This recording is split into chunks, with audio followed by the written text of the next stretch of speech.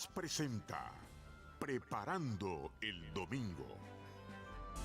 Esta relación de hijos con el Señor debe crecer, debe ser alimentada cada día con la escucha de su palabra, la oración, la participación en los sacramentos y la práctica de la caridad. Preparando el Domingo con el Padre José Luis Menéndez. Buenas tardes, queridos amigos, bienvenidos a una nueva edición de Preparando el Domingo.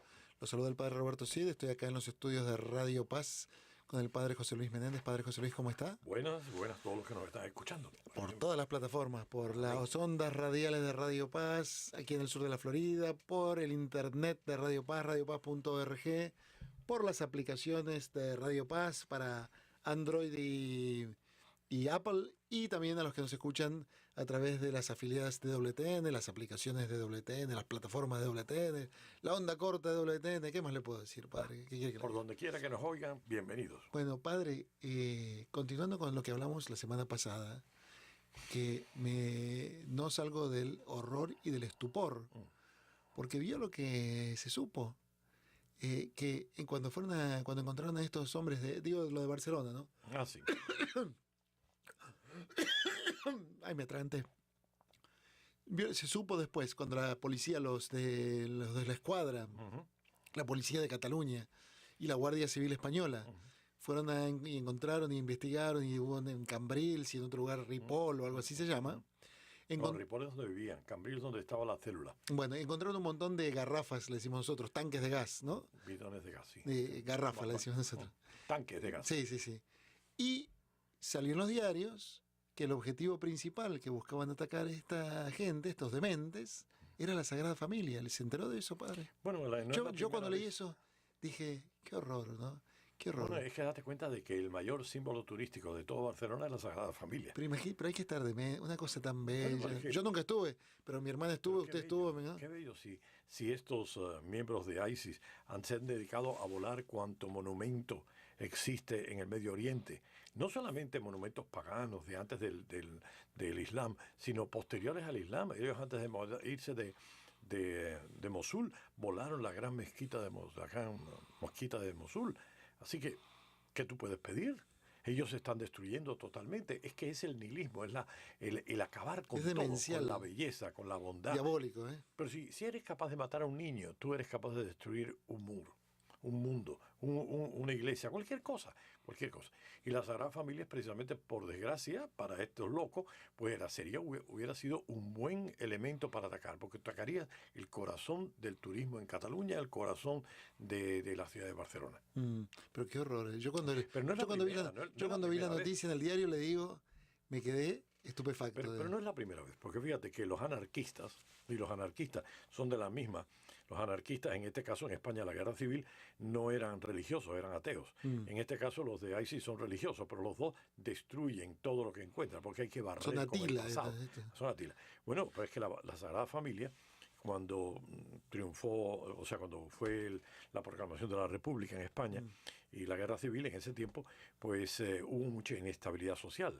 Y una de las cosas que había en la Sagrada Familia es que se iban construyendo poco a poco con los donativos que la gente le daba. Es un templo expiatorio, es decir, un templo que no puede recibir donativos si no es por donativos del gobierno o de organizaciones. Tiene que ser donativos dados por la persona para este aspecto. Y Gaudí, que era un genio, no dejó planos. Él lo que dejó fue las maquetas de cómo estaba esto. Me imagino que algunos planos habrán habido, pero él lo iba haciendo. Él se murió inesperadamente y por tanto lo único que había era aquello, y la gente seguía haciéndolo conforme a lo que Gaudí había dejado. Pero llegaron los anarquistas, entraron en el taller y volaron el taller, lo destruyeron totalmente. Y durante muchos años, después de la guerra civil, los arquitectos se dedicaron a coger todas las piezas, por pequeñas que fueran, y empezaron a juntar piezas para reconstruir cuál era el sueño de Gaudí. O sea que ha sido algo bien difícil reconstruir la Sagrada Familia. Vemos que ese anarquismo, en este caso espiritual, la otra era ateo, en este caso espiritual, pues lo que quieren es destruir esto mismo. Parece que como si esa iglesia fuera para ellos un símbolo de la belleza y de la fe. Y esto es lo que hay que destruir. Hay que dejarlo todo sumido en la barbarie. Qué horror, ¿eh? Qué horror, qué horror, qué demencia. Padre, cuando estuvo el año pasado, la última vez que estuvo en Sí, Barcelona, cómo no. ¿qué fue lo que más le impactó de la Sagrada Familia? La Sagrada Familia ¿Qué es un estilo templo- es primero? ¿Qué estilo? Es un estilo que se llama modernista. El modernismo lo empezó a hacer Gaudí, bueno, es lo que se llamaba l'Art Nouveau, el arte que era en el final del siglo XIX, principios del XX. Él dejó muchas casas, muchos edificios. Es una forma como orgánica, es como algo diferente a los estilos que tú conoces. Pero toda ella en sí es una belleza, porque él empezó una fachada, porque era un templo expiatorio, al Sagrado Corazón. Y ¿Al Sagrado Corazón? ¿Y cómo, la fachada que se construyó se llama la Sagrada Familia. Ah, La fachada que terminaron la última era la Sagrada de la Pasión. Ahora queda la fachada principal, que es donde están las y todo ello es símbolo, todos son simbólicos. Tenemos las diferentes columnas, las diferentes torres. Cada torre representa a un apóstol, o la Virgen, o el Espíritu Santo, cada uno, todo es un simbolismo, todo es un simbolismo. Y, por ejemplo, una de las cosas que a mí me llama la atención, de todas las cosas, mira que había cosas para fiarse. perdóname, ¿pudo celebrar misa ahí en la Sagrada Familia? No, se usa en la cripta. Pero bueno, una de las cosas que me llamó la atención es cómo Gaudí miró y cómo se llama esto, y ideó las columnas que están en la nave principal. O sea que las columnas, todos conocemos cuando tú vas a las naves principales de las iglesias góticas, tú te encuentras las columnas, todo, una serie de columnas, una detrás de otra. Pero esta es diferente. Estas, aunque están puestas en el sitio, la parte de la base, la parte de donde toca la columna, el piso, es irregular. Es irregular, no es regular. Normalmente las columnas son redondas. No, esta es irregular. Pero cuando va esa irregularidad subiendo, al final se convierte en un círculo perfecto. Porque dice que Dalí pensaba que la perfección estaba cuando lleguemos al cielo. Claro. Nosotros somos imperfectos, pero cuando lleguemos al cielo, el Señor nos hará todo perfecto. Y así sucesivamente. Era Ahora, bello, eso arquitectónicamente o desde el punto de vista de la ingeniería debe ser una cosa es que Dalí era un genio. magistral. No Gaudí, solamente Gaudí, era está con Dalí, pero es Dalí, Gaudí. Dios mío. Gaudí. No, Dalí Pero- era otra cosa. Eran los Aunque dos también catalanes. tiene, Los dos catalanes. porque tiene catalanes. el concilio, ¿no? No, tiene muchas cosas religiosas, pero no, Gaudí que está en proceso de de beatificación, sí. él era un arquitecto, él era un genio, él era una persona que estaba imbuida en el símbolo. Yo comentaba la última vez cómo Gaudí dormía en la Sagrada Familia. No estaba terminada la Sagrada Familia, él tenía una cama y ahí dormía. No quería separarse de esa obra. Y de hecho, cuando lo matan, tú sabes que lo atropella. Un tranvía. En un tranvía, porque estaba absorto en lo que estaba pensando. Él iba todos los días a misa y esa vida espiritual era tan profunda que en esa abstracción lo atropelló un tranvía. Pero él era una persona muy especial, muy especial. Hay y lo comentaba el otro día, y lo fuimos a ver, una cosa que es el convento de las Teresianas, de ahí de Barcelona. Y, ¿También obra de Gaudí? obra de Gaudí también. Y el fundador de las Teresianas se llama Enrique de Ossó y Cervelló. Y él fue a ver a Antonio Gaudí, que era, imagínate, el arquitecto más prestigioso de Cataluña. Y fue y le preguntó, y le pidió... Ossó era catalán también. Ossó Enrique era de catalán. Ossó era catalán. Se encontró con este otro catalán y le dijo, quiero que usted me haga, me decille el convento de las monjas. Y Gaudí le preguntó, ¿y qué con qué dinero cuenta usted, don Antonio, para hacer esta obra? Y dice, una peseta. O sea, los santos se encuentran, los santos se apoyan, y hoy tú vas a Cataluña y en el convento de las Teresianas está el convento que Enrique compró, o que Enrique construyó con una peseta, y que Gaudí diseñó. Sí, no costó una peseta, Claro, evidentemente, obvio. pero los sueños hay que empezarlos con lo que se tenga. Claro. No esperar a tener lo que yo necesito tener para hacerlo. Vuelvo a recordar a uno de los santos del siglo XX aquí en Miami, porque ustedes a Monseñor Román, decía que el gran problema que teníamos en este mundo de hoy, y aquí en los Estados Unidos, es que para que llevara a cabo algo había que tener una oficina, una secretaria y un budget. Y él decía, no, las cosas hay que empezar como estamos. No tenemos nada, empecemos con nada. y ya el Señor proveerá en el resto del camino. Claro, claro. Y esto es lo que tenemos que hacer todos. Tú Sí, es del empezaste Señor, claro. lo del el high school que tú tienes ahí, donde estás trabajando, sin presupuesto. Eso no era presupuesto. Tú empezabas a dar lo que tenías, tu corazón, y lo compartías. Y esto es lo que Jesús le dijo a la gente cuando estaba en la multiplicación de los panes y peces. Hay que dar de comer a toda esta gente. ¿Con cuánto Claro. tenemos? Con una peseta. Claro, Es claro. decir, lo que hizo Enrique. ¿Qué es lo que tenemos? 5 panes y 2 peces. Pues démelo.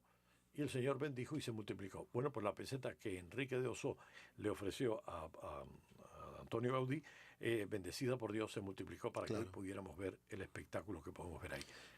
¿No dijo Gaudí, refiriéndose a la Sagrada Familia, San José la terminará? Sí, ¿O algo así? ¿no? Y además y esa es la Catedral de los Pobres. Ujú. Y pues, la que se llama la Catedral de los Pobres porque Gaudí puso a Jesús obrero en la fachada, en un lado donde se pudiera ver bien, porque esa era la Catedral de los Pobres. Es decir, la Catedral de Barcelona es una catedral gótica, preciosa, maravillosa. Esa era la catedral de siempre. Claro. Pero los pobres siempre se sentían como un poquitico apartados de la gran Claro, claro. catedral tradicional. Y había que entonces él quiso darles a ellos una catedral donde ellos se pudieran sentir a gustos, porque era su catedral. Y por eso se llamaba la Catedral de los Pobres, para que estuviera al Claro, servicio de ellos. Claro. Y durante la Guerra Civil Española, la Catedral de Barcelona no fue afectada, no fue No, vandalizada o dañada. Recuerda que una de las cosas que teníamos en Barcelona era el independentismo, el nacionalismo, no tanto la destrucción, aunque como te dije, la Sagrada Familia, los estudios de Gaudí fueron Las vandalizados maquetas. por los anarquistas. Fueron vandalizados por los anarquistas. Pero no la catedral, no fue una cosa tan contra la iglesia, me parece a mí, aunque me imagino que las habrán habido. Pero, por ejemplo, se salvó Montserrat, que es el famoso santuario catalán, porque los catalanes en ese sentido tenían orgullo de lo que era suyo. Claro, claro. Es decir, la catedral, el pueblo catalán De ha su sido patrimonio muy cultural. consciente del patrimonio que él tenía. Yo, como te dije, estuve 2 años viviendo en Barcelona y estaba como profesor en un colegio. Era fraile de los Sagrados Corazones, y el fraile tenía un colegio ahí en un sitio que se llama Sarria, y ahí estaba. Y por 2 años estuve allí. Y una de las cosas ¿Qué materia enseñaba, padre? de todo, eran niños pequeños de 3er y 4.er grado. Aquello era horrible. No te puedo contar los cuentos porque eran horrorosos. Pero una de las cosas que a mí me llamaba la atención era la sensibilidad que estos niños tenían para el arte. Tú les ponías, me acuerdo de llevarlos a la Sagrada Familia. A la Sagrada Familia no, a Montserrat. Y en un momento dado canta la Escolanía de Montserrat, que es una escolanía hecha de niños, que cantan una polifonía maravillosa. Y ver a aquellos niños todos, que te puedes tener 3er grado, que puedes tener 7 años, 8 años, y se quedaban absortos oyendo al canto de esta polifonía. Tal vez lleváramos a otros muchachos, los expusiéramos a esa música polifónica, a lo mejor se aburrirían, estarían pensando qué hacer para marcharse. Y en cambio ellos no. Yo, para mí, si tú vas a Barcelona y tú visitas Barcelona y paseas por toda Barcelona, te admiras la belleza de cada edificio. Cada edificio es una obra de arte. Y ellos son muy orgullosos de eso, de su cultura. Así que tal vez la catedral se salva precisamente porque era su patrimonio. Pero tal vez, como la Sagrada Familia no era una iglesia antigua, no era una iglesia patrimonial, sino una iglesia que se estaba haciendo moderna. Claro. Tenemos que recordar que, tenía 20 años, 30 años de empezarse a construir. Por tanto, no era una iglesia, digamos, catalogada como patrimonio artístico. Hoy sí, pero en aquel momento no. Pues tal vez por eso los anarquistas la destruyeron. Claro. Bueno, y además hoy en día ha sido consagrada, se acuerda del Papa Benedicto cuando fue a Santiago de Compostela, en su visita a España, de regreso paró en Barcelona, claro. precisamente para consagrar la Sagrada Familia, ¿no? Exacto. Que se lo veía al Papa, que es un Es hombre... el monumento más visitado de toda Barcelona. Wow, No, es impresionante, es impresionante. impresionante. Bueno, padre, 2 cositas más le quería contar. Una... Así que gracias a Dios que a estos salvajes no se les ocurrió. No, yo cuando vi los titulares en el diario, no se les ocurrió en las noticias católicas, volar cuando la vi Sagrada eso, Familia. dije, uff, y gracias a Segundo, Dios. porque Tuvieron un habido- problema también en hubiera su habido- logística, ¿no? No, pero pues hicieron mucho chapucero. Aquello, Sí. Cuando explotó la casa, ellos ya fueron muy chapuceros en todo lo que hicieron. Pero bueno, si murieron 3 de 14 en ¿cómo se llama esto? En las Ramblas, si lo hubieran hecho en la Sagrada Familia, eso está siempre congestionado de gente y de turistas.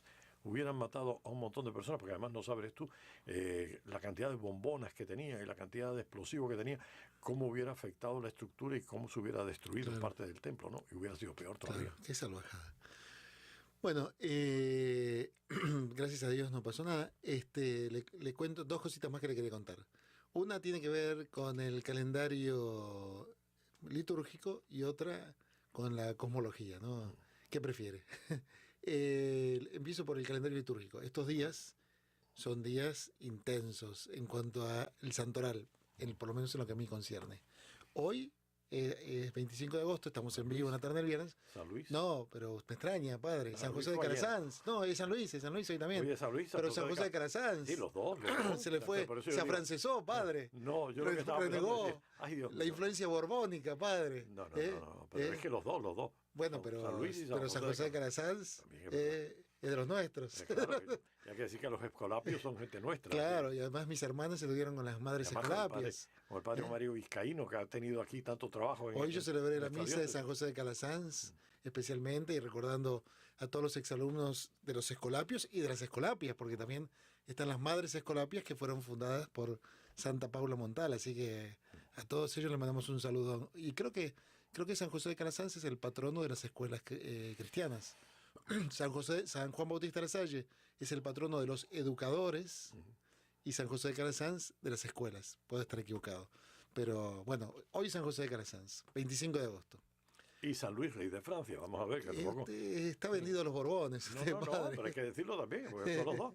Es que tú no te llamas Luis, no te llamas Roberto Luis, pero yo me llamo José Luis. Bueno, así que, tiene razón. aunque el mío es de San Luis Gonzaga, no San Luis Rey, pero bueno. Bueno, igual también. Y San Luis, que significa hombre de guerra. Sí. Así que a los que se llaman Luis, así a todos los que se llaman Luis, perfecto, felicidades en bueno, su santo. Hoy es también San Luis, rey de Francia. Mañana, 26 de agosto, no se celebra aquí en los Estados Unidos, pero es el Beato Seferino Namuncurá, la fiesta del Beato Seferino Namuncurá. Seferino Namuncurá era un indiecito, lo llaman el lirio de la Patagonia, el hijo del cacique Namuncurá, que cuando los salesianos fueron a la Patagonia a pedido del arzobispo de Buenos Aires, Monseñor Aneiros, que le pidió a Don Bosco que los mandara, fue la primera fundación fuera de Italia de los salesianos. Ahí se fueron a evangelizar a los mapuches, se convirtió el cacique en Namuncurá y uno de sus hijos, Seferino, entró al seminario para prepararse para el sacerdocio. Se lo llevaron a Italia a estudiar, se agarró tuberculosis, pobrecito, se murió. Pero bueno, fue beatificado, es Beato Seferino Namuncurá. Yo le tengo gran devoción, a mí me ha ayudado mucho. Nació en la ciudad de Chimpay, provincia de Río Negro, Argentina. Mañana es su fiesta de Seferino Namuncurá. El 27 de agosto, Santa Mónica. A todas nuestras madres le mandamos un saludo, ¿no? Y les agradecemos sus oraciones, ¿no? Dice las malas famas que la Santa Mónica tenía surcos en la cara de todo lo que había llorado por su hijo. Sí. Pero claro, lloró tanto que su hijo se convirtió en San Agustín. Cuya fiesta es el 28 de agosto. Sí, el 27 Santa Mónica, el 28 San Agustín. Y además el 27 de agosto todavía no es santo ni beato, pero si Dios quiere pronto lo será. Sería la fecha que correspondería a la memoria litúrgica del siervo de Dios Enrique Yo, un empresario argentino cuya causa de canonización tramita. Como están oyéndonos todos los que nos están escuchando 4 ahora, días intensos, padre. Él está muy argentino. 4 días intensos. La santidad argentina está empezamos con San José de Calasanz. Bueno, sí, eso sí. Pero el otro... Creo que era aragonés, San José de Calasanz, ¿no? Y el otro... Y Enrique Yo no es santo todavía. No, y Seferino es beato todavía. Los argentinos no nos da para la santidad. Bueno. No nos da. Estamos ahí, pero no alcanzamos. Ahora con un papá argentino ya verás. Bueno, ¿sabe que San José de Calasanz, padre, se lo considera el fundador de la escuela moderna, según yo tengo entendido? Porque San José de Calasanz, creo que no era aragonés. ¿Puede ser que nació en Alcalá de Henares? En el siglo XVI, ¿no? No. Era aragonés. Suena más aragonés. Aragonés, bueno. San José, por el apellido Calasanz, ¿es un apellido aragonés? No lo sé. Pero bueno, no se preocupe. Idea. Yo sé que nació en el siglo XVI. La cuestión es que era un pedagogo.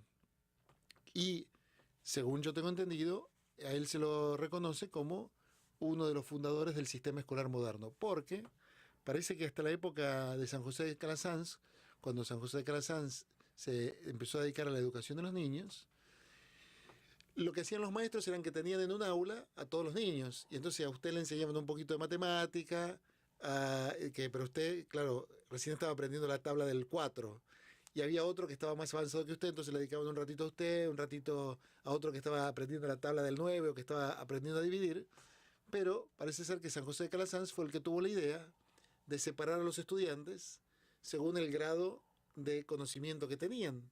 Y así nació la escuela moderna, según me han explicado a mí. Así que mire el impacto de San José de Calasanz, ¿no? San José de Calasanz nació en Peralta de la Sal, en Aragón, En Aragón. en el septiembre 11 de 1557. Y Mire, murió, se cumplen 200... y No, mur- no sé, sí, 400, y murió, 460 años. y murió en agosto 25 de 1648 a los, 90 años. Sufrió mucho, estuvo preso, los mismos escolapios se le pusieron en contra en algún momento. Está enterrado en Roma. Nadie Yo cuando hace- fui a Roma el año pasado para las canonizaciones, para trabajar en Radio Vaticano, especialmente fui a rezar frente a la tumba de Calasanz, ¿no? Y que dicho sea de paso, padre, ahí hay, además de estar San José de Calasanz enterrado en esa escuela de los Escolapios, en esa iglesia de los Escolapios, hay también una galería donde están todos los santos escolapios, santos y beatos escolapios, y hay mártires de la Guerra Civil Española. Claro que sí, Escolapios, muchos. ¿no? Claro. Escolapios, mártires de la Guerra Civil Española. Así que bueno, San José de Calasanz, cuya fiesta se celebra hoy, que era aragonés, ¿no? Que no era argentino, para que no diga, padre, Bueno, para que veamos. pero que era español, mire, eso póngase contento, padre, se lo considera o es uno de los pilares o de los De la nueva forma de innovadores de la escuela moderna, de la escuela tal como nosotros la conocemos, en gran parte se debe a las innovaciones pedagógicas de San José de Calasanz. ¿Qué le parece, padre? No. No es verdaderamente cómo el Espíritu Santo va guiándonos poco a poco para ir descubriendo nuevas formas. Y lo que es que hay que seguir, no nos podemos parar. Bueno, y la otra cosa, y ya rapidito, brevemente, porque que quería comentar con usted.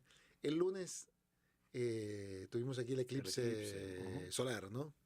A mí me regaló una señora en la parroquia los famosos anteojitos, y entonces ahí en la oficina parroquial estábamos todos en la playa de estacionamiento, mirando, aquí no se vio, sí se apreciaba, yo no sé si usted notaba, los colores estaban un poquito distintos, ¿no? Pero si uno tenía los anteojitos y miraba al sol, se veía el sol como si fuera una media luna, ¿no? Exacto. Una media luna. Y le digo, yo lo miraba y conversábamos ahí con la gente en la oficina parroquial el lunes a la tarde, y lo único que por lo menos a mí me nacía era, ¿se acuerda el salmo que dice, el cielo proclama la gloria de Dios, el firmamento le pasa el mensaje? Qué belleza la creación, ¿eh? No, Qué sí. obra maestra, ¿no? Lo que yo voy a dejarte un poquito, yo debo ser el único en toda la creación que está diciendo eso, pero vamos, yo admiré aquello, pero bien, es como la luna menguante o la Claro. luna creciente. Es Bueno, decir, una luna, hay algo más lindo que una luna llena No, en el pero medio de la te lo noche, digo padre. porque, vamos, yo me imagino que si hubiera estado en el paso de ese eclipse y el eclipse hubiera sido total y de pronto en el momento en que se junta, en que la luna tapa totalmente al sol, se ve la corona, debe ser algo impresionante en ese pedazo de paso. Sí, en esos Pero minutos. una vez que estamos fuera de ese eclipse total, se ve. Es decir, no es algo que se puso oscuro. Por lo menos donde yo estaba, no se puso oscuro. Si bajó la temperatura, fueron 3 grados, que no se nota. Sí. Eso es lo que pasa ¿No todos los notó días. usted los colores, un cambio en los colores? No, yo no vi nada. No. Debe ser que ya estoy viejo para ver los No, colores. no, a mí me pareció, puede Pero ser que sí. yo lo que digo, bueno, perfecto, vimos una cosa que raramente vamos a poder ver, es un eclipse solar, bla, bla, bla, bien, está bien. Pero viendo las noticias, viendo la televisión, viendo la gente, había gente llorando, Sí, gritando, no, y yo no. decía, pero seré yo solo el único que No, vamos, está no, bien, no. pero vamos, hay que verlo para experimentarlo. Bueno, si estabas en el eclipse total, pero si Claro. estabas en un eclipse parcial como yo, era lo mismo de todos los días. Y me hizo gracia, no sé, porque hay gente que pasa de lo sublime a lo ridículo, o sea, de experimentar, llorar, ponerse Sí. en la piel ¿cómo De se llama? gallina, De de gallina, porque había un eclipse. Pasamos a la persona que estaba en otro estado y estaba diciendo, aquí venimos para pedirle paz para todos nosotros. Digo, ¿A quién? oiga, ¿Al sol, no a la estamos luna? yendo a la iglesia, estamos yendo a ver un eclipse solar. No, por Dios, que no es para tanto. Un eclipse Debía solar ser del que era para- antiguo egipcio, al Yo antiguo no sé, Egipto, qué sé yo. yo sí. Digo que adoraban a Mon-Ra. Atón, O- el dios Atón, que es el dios Sol. Y de pronto voy a venir a pedir al dios Sol que nos dé paz y prosperidad. Pero oye, yo cuando veía a la En gente. todo caso yo iba a decía, estar bravo porque se pobre le señora, pobre señora, es que no se ha dado cuenta de que ese no es un dios, que es un elemento más de la naturaleza. En todo caso iba a estar bravo si algo, porque se le interpuso la luna en el camino. Claro, que sí, Estaría claro. protestando. Así que, Por eso, yo no sé hasta qué punto nosotros nos damos cuenta. Hay gente que pasa de un lado al otro. Sí. Está bien, es un sí. elemento. No, bonito, y espectacular. con los espejuelos se veía lo que tú dices. Bárbaro, el sol parecía como lo mismo que se veía en televisión. Exacto, exacto, perfecto. Se veía como si el sol fuera una media luna. Perfecto, un efecto Algo astronómico raro. interesante y Claro. algo raro que no ocurre en Canadá, pero Claro. vamos, tampoco era ni para No, ni no, carne no. de gallina, No, por lo no. menos en Miami. Sí, sí, Volvemos, no, no, si no. tú me lo dices en El Paso, en un eclipse total, Claro, todavía claro. lo comprendería, pero bueno, Sí. se ve, señores, que yo no soy de los que tengo tanta No, sensibilidad astronómica. por supuesto, no. O sea, no, en eso estoy totalmente de acuerdo con ustedes. Estaba muy inflado todo y qué sé yo. Pero a mí, le digo, a mí una señora de la parroquia me regaló un par de anteojos. Yo también, yo los los estuve compartí mirando. con la y me pareció. No, está interesante. Pero es como dice usted. Yo lo que digo es, como dice el Salmo, ¿no? Claro. Pero también una luna llena en una noche estrellada Exacto, es algo igual, maravilloso, igual. es algo Igual. fabuloso, ¿no? O por ejemplo, un ocaso sobre el agua o un amanecer sobre el agua es algo maravilloso, ¿no? Una flor es algo que ya te grita la belleza del creador, ¿no? De quién fue el que hizo esto, ¿no? No, es maravilloso en cuanto a que tú puedas inspirarte para rezar. Ahora, de ahí a que le pidas al sol que te dé paz, pero tú te vas a decir, I don't speak English. Así que Bueno, nos vamos a la pausa, padre, y cuando volvemos... vamos y cuando- a un evangelio que es el de San Mateo, Sí, sí, capítulo 16, muy crítico. la confesión de Pedro. Muy importante, Vamos a en ver. muchos sentidos. ¿eh? ¿Qué nos dice? Ya regresamos, preparando el domingo.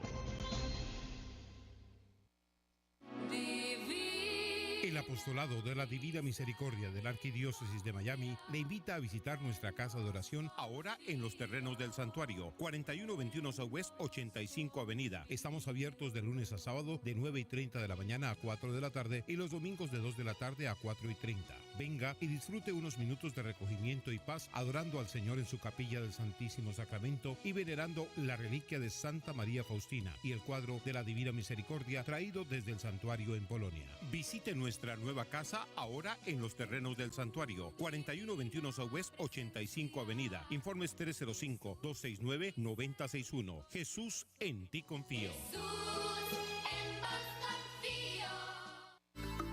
Si busca empleo, llame al 786-363-6325. La línea de empleo de Radio Paz 786-363-6325 llega a ustedes por cortesía de Sedano Supermarket.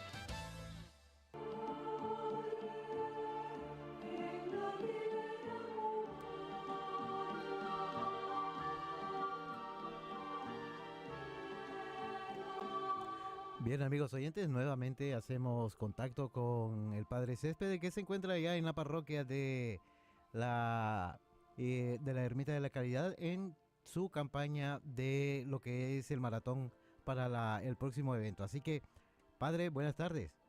Buenas tardes, Manuel y todo este colectivo. Saludos al Padre José Luis, al Padre Cid, en este programa maravilloso preparando el domingo.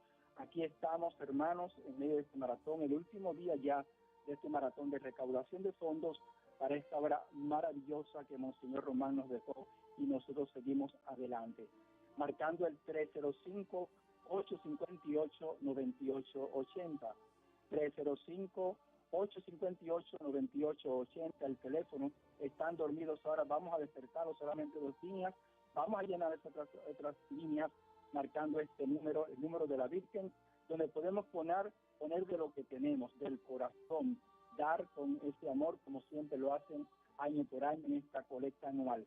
305-858-9880. Muy sencillo, 305-858-9880, el teléfono de la cachita de nuestra madre para ayudar a esta hora de evangelización. Miles pasan al año por este lugar santo, pequeño templo, una ermita, pero con un corazón inmenso, y ese manto de la Virgen que abarca y nos protege a todos.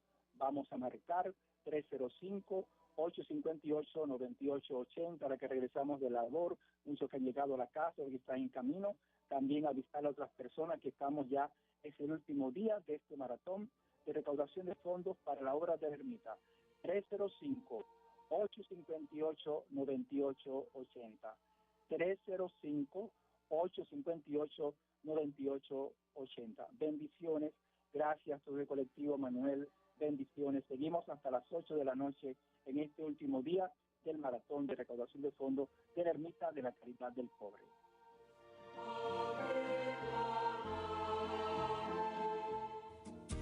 Caminaremos juntos. Hola amigos de Radio Paz, los saludan Katia y José. José y Katia. Del Movimiento Matrimonios en Victoria, invitándolos a compartir con nosotros cada viernes de 6 a 7 de la noche el programa Hombre y Mujer los creó. Preparado por Matrimonios. Para matrimonios. Los esperamos. Matrimonios en Victoria, en Cristo seremos más. Radio Paz se complace en presentar de lunes a viernes a las 7 de la noche el rezo de las vísperas de la liturgia de las horas. Sintonícenos y comparta con nosotros estas bellas y profundas oraciones. Radio Paz, siempre contigo. Radio Paz, siempre contigo.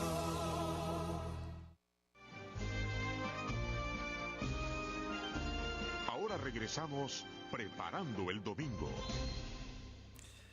Bueno, seguimos aquí preparando el domingo con el Padre José Luis. Padre, le propongo que vayamos ya, sin más, al fragmento del capítulo 16 del Evangelio según San Mateo, que se va a proclamar en todas las iglesias del mundo este próximo domingo. ¿Le parece? Perfecto.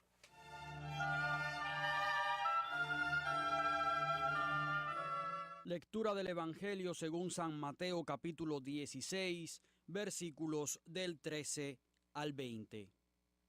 En aquel tiempo, cuando llegó Jesús a la región de Cesarea de Filipo, hizo esta pregunta a sus discípulos: ¿Quién dice la gente que es el Hijo del Hombre?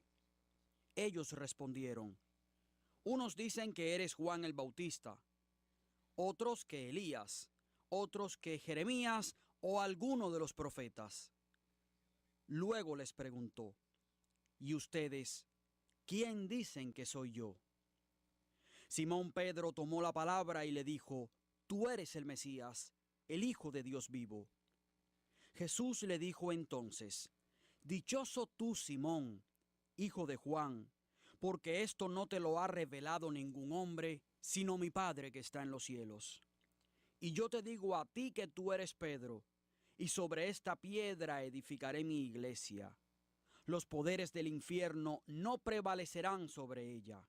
Yo te daré las llaves del reino de los cielos.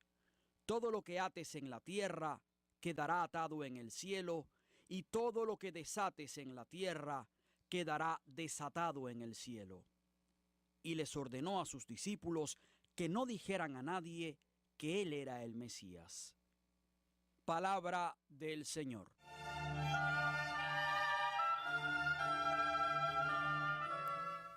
Bueno, Padre, importantísimo texto para el estudio de la Iglesia, ¿no? Para lo que es la eclesiología, ¿no? Porque está la confesión de Pedro y el primado de Pedro también. Así que, pero bueno, como dijo Dumbo, somos todos oídos. No, todos oídos no, vamos a compartir.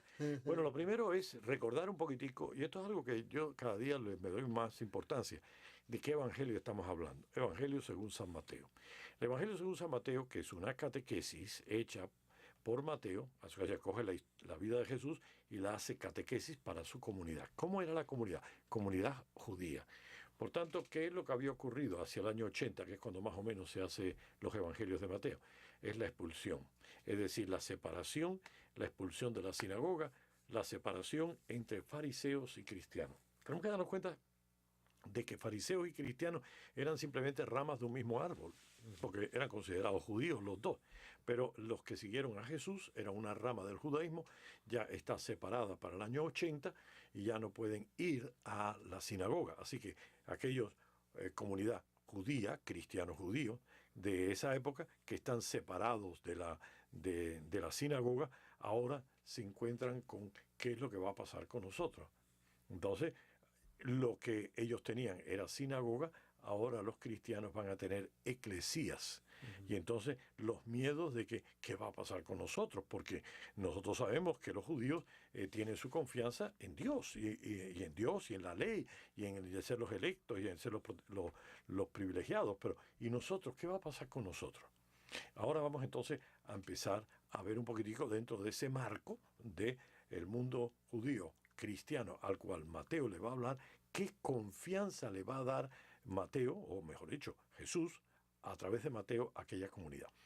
Vamos a empezar diciendo que al llegar a la región de Cesarea de Filipo, ¿qué es Cesarea de Filipo? Cesarea de Filipo es una de esas regiones que hay en Israel, en la Tierra Santa, que dicen que es una de las áreas más hermosas, más bonitas. Pero ya el nombre es revelador, Cesarea por el César, ¿no? Por eso, pero ya Herodes había mandado hacer un templo de mármol blanco dedicado a Augusto, al gran Augusto, al emperador. Y ahora aquí vemos cómo su hijo Filipo, que es el tetrarca, el que es el encargado de Herodes el Grande, el encargado de esa zona, va a fundar ahí esa ciudad que la va a engrandecer y le va a poner Cesarea, precisamente para ganarse la buena voluntad del emperador. O sea, aquí están dando una chupa media, aquí está él, dice, guataqueando al emperador, creando esta ciudad de Cesarea de Filipo. Ahí se daba culto. Antiguamente los antiguos miembros de la tierra de Israel, ahí los cananeos daban culto a Baal, pero ya bajo el Imperio Romano están ahí dándole culto a Pan, y habían grutas ahí en ¿cómo se llama esto? En esta área dedicado al dios Pan. Pan, que era un ser engendrado que era medio macho cabrío de la cintura para abajo, medio ser humano para arriba, con 2 cuernos, que se dedicaba a ir por los campos con las ninfas. Luego, en el mundo romano, en el mundo griego, en el mundo romano, se le va a considerar fauno. Así que los faunos eran los panes que estaban con las ninfas. Y fíjate, para que tú veas que esto tiene que ver con nosotros hoy día, es que ellos dicen que el pan espantaba a la gente con los truenos y eso. Los animales, porque ellos eran mucho del campo, se sentían espantados por esos ruidos y entraban en pánico.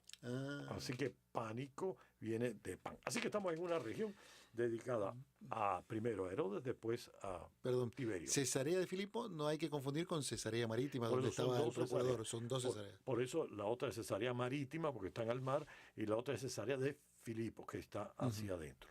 Así que vamos a ver, llegamos a un sitio donde se ha tratado de reconocer la importancia de Augusto, luego de Tiberio, que es en este caso, que se da culto a Baal, que se le da culto a Pan, que habían unas grutas ahí dedicadas a Pan y a las ninfas. O sea, que estamos hablando en ese mundo. Y entonces Jesús, llegando a ese lugar, pregunta a sus discípulos, ¿quién dice la gente que es este hombre, el Hijo del Hombre? Ahí yo he leído interpretaciones interesantísimas del Hijo del Hombre. Evidentemente todo el mundo sabe que esto está procedente de Daniel, que habla del Hijo del Hombre. El profeta Daniel, sí. Pero también habría que preguntarse qué significa con el Hijo del Hombre, o en este caso este hombre. Es el nuevo ser que empieza a brillar dentro de este ser humano. Jesucristo es verdadero hombre, pero también verdadero Dios. ¿Qué es lo que deja traslucir esta figura mía, esta figura humana, este hombre que yo soy? ¿Qué dicen la gente que es este hombre? Y uno dice que es Juan Bautista, otros que Elías, otros que Jeremías. Bueno, Juan Bautista, porque lo que estaban viendo es que Jesús, la gente dice que tú eres el continuador de la misión de Juan Bautista, o tú eres Elías, el profeta que venía que venir, o el Jeremías. Eran personas que hablaban de llamada a la conversión y al cambio. O sea, pero fíjate que ninguno de ellos realmente descubre quién es realmente Jesús. Lo deja como una continuidad con el pasado, en una profesión, en una forma de ser profética, es decir, de profetismo como eran los del Antiguo Testamento, pero no hay novedad. Jesús lo ponen como alguien nuevo. No descubren la novedad que hay en Jesús. Y por eso le pregunta, ¿y ustedes quién dicen que soy yo? Fíjate que hasta ahora Jesús pregunta qué es lo que dicen los demás y realmente de él están poniéndolo realmente muy anodino, muy sin importancia. Un profeta más dentro de la línea de profeta que tenemos. Pero Jesús no es un profeta más. Y ahora es cuando él le pregunta, y ahora ustedes, ¿qué ven en mí? O sea, ¿qué perciben ustedes en mí? ¿Qué perciben? Es decir, ¿quién dicen que soy yo? Ahora ustedes, no los otros, ustedes. Entonces Simón Pedro tomó la palabra y dijo, fíjate, dos cosas de Jesús, que es importante. Tú eres el Mesías, el Hijo de Dios vivo. O sea, él está diciendo algo que evidentemente él, inspirado, es capaz de decir, pero que realmente todavía no se da cuenta. Porque fíjate que el próximo domingo vamos a conocer qué pasa a continuación al pobre Pedro, que hoy le dice que tú eres la piedra.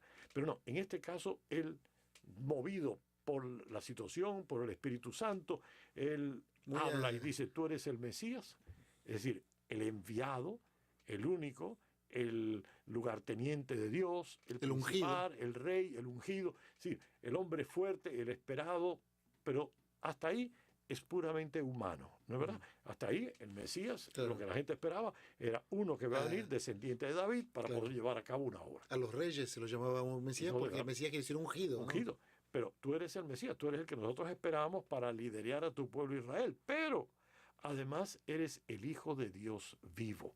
Es decir, aquel cuya realidad está en esa comunión íntima que ustedes dos tienen. Comparten ese ser divino del Padre compartido por Jesús. Jesús está viendo algo que él ni siquiera está entendiendo. Pero él lo está diciendo. Tú eres el que esperábamos, pero además tú tienes una unión esencial con el Padre. Así que está hablando de dos realidades en una misma confesión. Así que tú eres el Mesías, el Hijo de Dios vivo. ¿Ok? Jesús le responde, dichoso tú, Simón, hijo de Jonás, o Juan, como quiera ponerlo. Es decir, le está dando una bienaventuranza, le está dando un piropo. Y yo quiero a todos los que nos están escuchando que esperen un poquito al próximo domingo y verán ustedes que de piropo lo va a llamar demonio. O sea, pero bueno, porque él no entiende. Él lo dijo movido por el Espíritu Santo. Ahora viene la frase fundamental. Dice, dichoso tú, Simón, hijo de Jonás, porque eso no te lo ha revelado nadie de carne y hueso. Fíjate, él empieza diciendo, Simón, hijo de Jonás. Es decir, está poniéndote tú.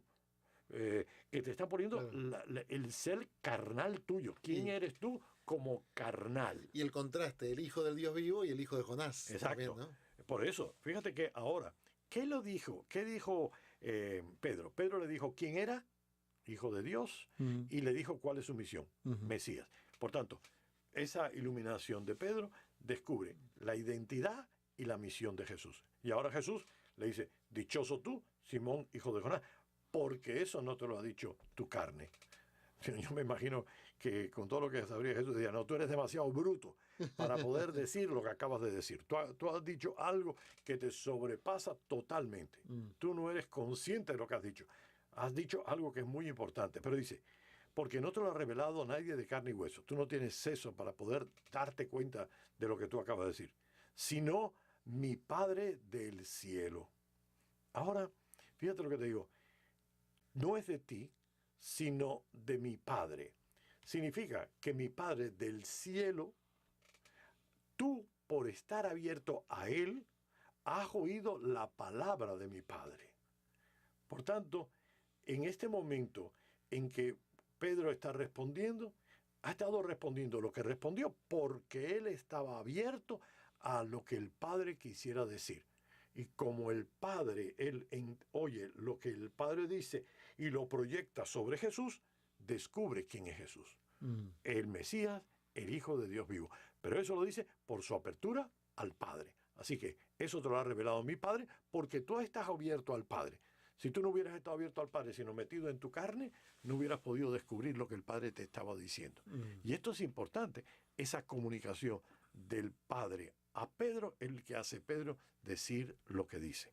Y por eso dice, ahora yo te digo, tú eres Kefas, porque la palabra realmente que le dijo Jesús en arameo fue Kefas, que significa Petrus, Petra, que significa piedra, que es lo que llega a ser para nosotros Pedro. O sea que de Kefas pasa a Petro, de Petro pasa a Pedro.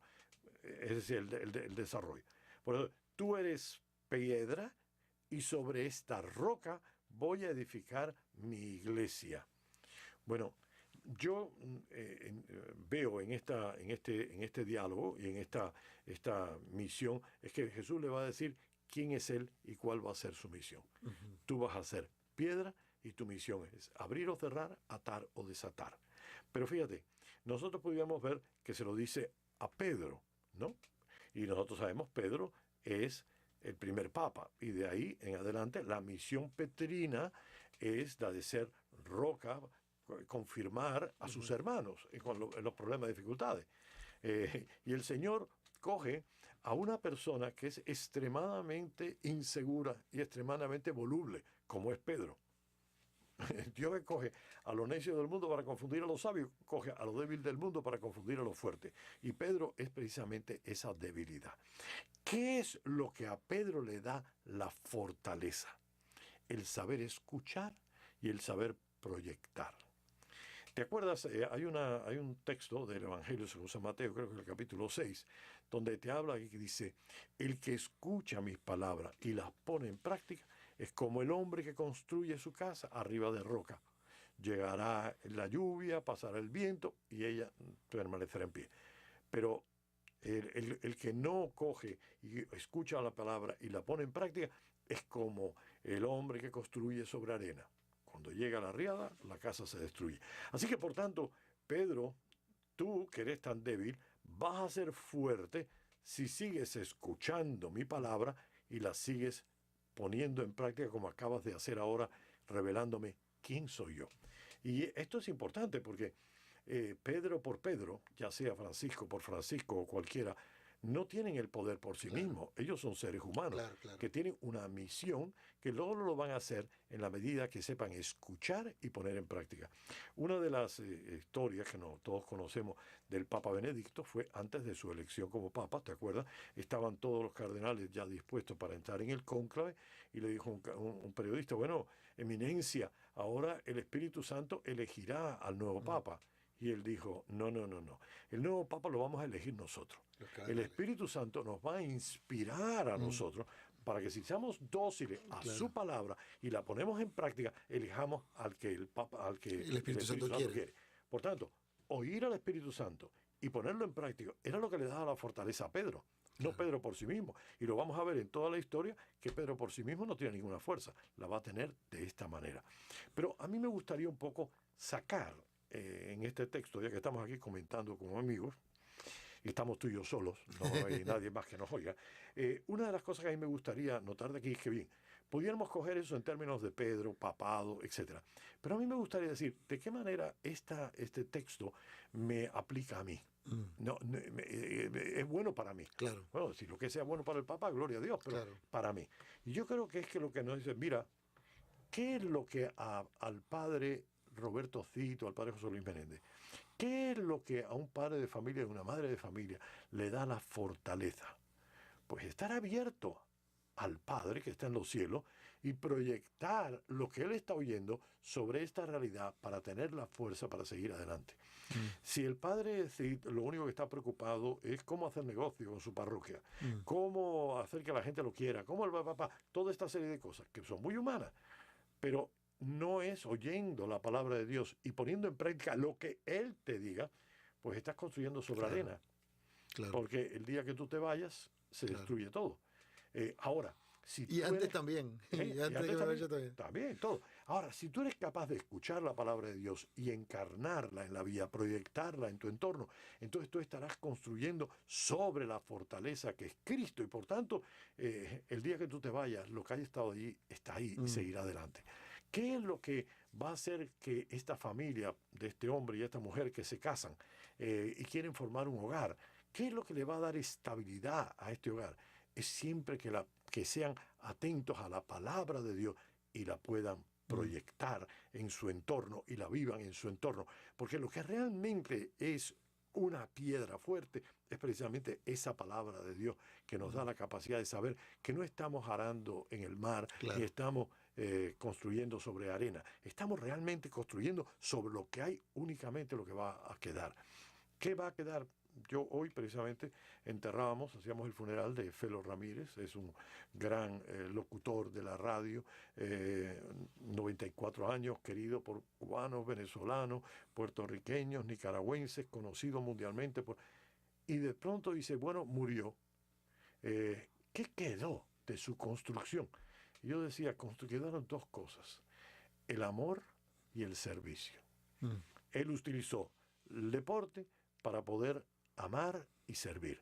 Y yo creo que esto es importante para nosotros, porque lo que pasará es todo lo que es humano, pero lo que es divino, eso que Jesús nos enseñó, eso quedará para siempre. ¿Y qué es lo que nos enseñó? Nuestro Señor nos enseñó que en el amor y en el servicio está nuestra felicidad. Y esto es lo que no pasa.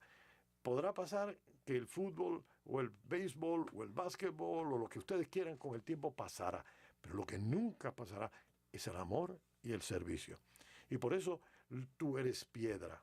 Para ti y para mí es importante este evangelio porque nos habla de dónde está la roca sobre construir nuestra vida familiar o nuestra vida parroquial. Y fíjate que sigue ahora. Dice, y sobre esta roca voy a edificar mi iglesia. Es decir, sobre esta roca tuya, Pedro, voy a edificar mi eclesía, es decir, mi comunidad. Porque recuerda, iglesia, comunidad. Es decir, ellos que habían sido expulsados y ahora se encontraban con que qué iban a hacer ahora, esta comunidad de Mateo expulsada de la sinagoga, dice que ahora qué vamos a hacer.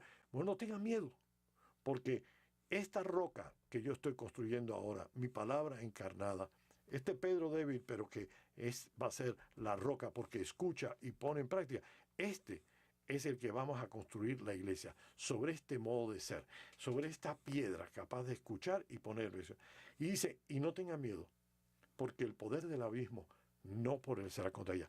La iglesia la destruiremos como ustedes quieran, nosotros la podemos destruir desde dentro, pero nunca desde afuera. Afuera nunca nos destruirá, afuera la persecución nos hará más fuerte. Tal vez nos hará bajar en número, pero nos dará la fuerza del Espíritu. Pero sabemos una cosa, que si somos capaces de poner en práctica la palabra que hemos recibido, sabremos que el demonio no podrá contra nosotros. Ahora dice dos cosas. Le dice a Pedro, te voy a dar la llave del reino de los cielos. Y dice, y lo que ates en la tierra quedará atado en el cielo. Y lo que desates en la tierra quedará desatado en el cielo. ¿Qué son las llaves? Bueno, pues en la primera lectura estamos hablando cómo se le confieren las llaves. Es el puesto del mayordomo. Es decir, el mayordomo es el que tenía las llaves. Es el segundo de a bordo. Es el representante del Señor. Es decir, cuando un señor se iba de viaje y le daba las llaves a su mayordomo representaba a su señor cuando él no estaba presente. Así que, y te voy a dejar a ti encargado de ser mi representante. Así te voy a dar las llaves del reino para que tú seas mi representante. Y lo que atas en la tierra quedará desatado. ¿Qué significa eso?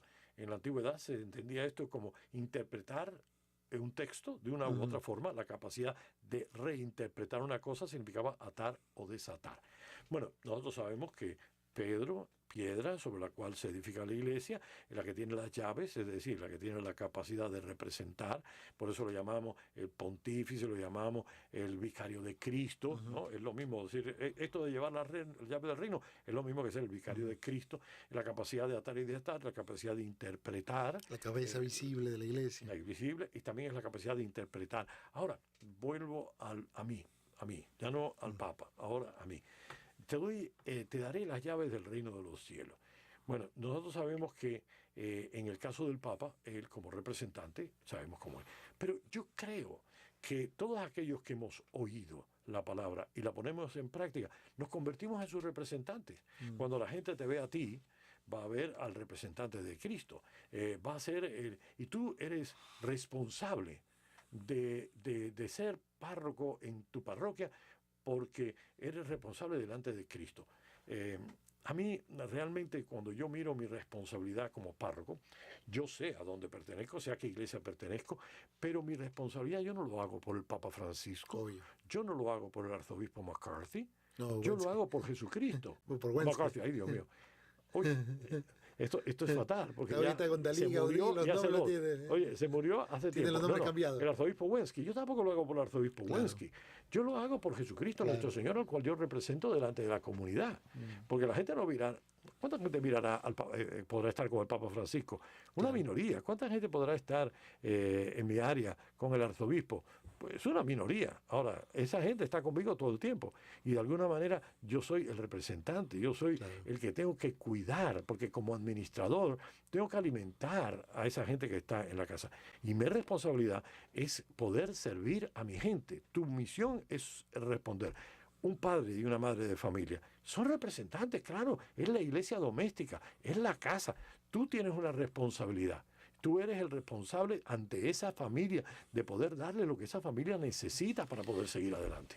Hoy a la mañana estaba haciendo ejercicio ahí cerca de la parroquia y el instructor en un momento me dice, yo también hago el trabajo de Dios. Y yo le dije, por supuesto, cada vez que hacemos algo bueno, cada vez que hacemos el bien, y le digo, vos me estás haciendo el bien a mí, porque al ayudarme a hacer ejercicio me haces un bien, estamos haciendo el trabajo de Dios, ¿no? Claro. Me parece que por ahí va lo que dice usted. Claro, no, es que esta es mi responsabilidad ante Dios, porque soy su representante. Es decir, como cuando tú ves, por ejemplo, el gobierno, ¿no? Y sabemos cuál es el presidente, sabemos cuáles son estos, pero luego cada ciudadano de este país, en el país que esté, le da nombre, bueno o malo, al país. Cada uno de nosotros, yo creo que son administrador del dinero, de los dones que el Señor nos ha dado a nosotros de cara al mundo. Y por eso yo creo que también, si tú eres Pedro porque crees y lo pones en práctica, y porque crees y lo pones en práctica, eres responsable delante de tu comunidad, como el Papa tendrá que serlo dentro de la Iglesia. Pero de alguna manera todos somos responsables. Pero yo veía aquí también otra cosa que me gustaba. El abrir o cerrar, eso es lo que hacemos, los buenos o malos administradores. Porque en el reino de los cielos tú puedes hacer que la gente conozca a Jesucristo y se acerca a Jesucristo por tu forma de abrir la iglesia a ellos. Pero ¿cuántas veces le cerramos con nuestra forma de ser, con nuestro carácter, con nuestro mal genio, con nuestros defectos, con nuestros pecados? Le cerramos a la gente la puerta para entrar en el reino de Dios. Y por eso yo creo que el tener las llaves es una responsabilidad muy grande, porque significa la responsabilidad de cuidar y de hacer que la mayor cantidad de gente posible pueda entrar en ese reino y no se quede aparte. Y lo segundo, lo que ates en la tierra quedará desatado. Es decir, la interpretación. Y eso es lo que hace el Papa, ayudarnos a interpretar lo que los fariseos hacían en el Antiguo Testamento. La iglesia, la comunión, la eclesía, la comunidad de Mateo, tiene ahora la libertad o la responsabilidad de poder interpretarla correctamente y no dentro del mundo farisaico, sino del mundo de ser cristiano. Así que yo creo que esto es algo que no solamente es bueno para el Papa, esto es algo bueno para cada uno de nosotros. Así que a muchos niveles. Juan Pablo II decía, esa pregunta, ¿quién soy yo?, nos la dirige el Señor Jesús a cada momento de nuestra existencia.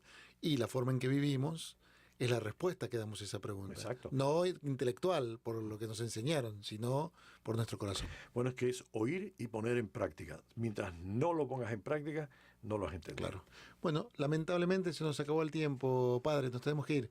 Nos despedimos, si Dios quiere, volvemos a encontrarnos la semana que viene para preparar el domingo, ¿le parece? Claro que sí.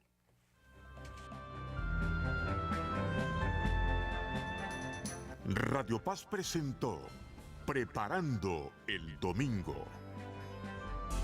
Esta relación de hijos con el Señor debe crecer, debe ser alimentada cada día con la escucha de su palabra, la oración, la participación en los sacramentos y la práctica de la caridad. Preparando el Domingo con el Padre José Luis Menéndez.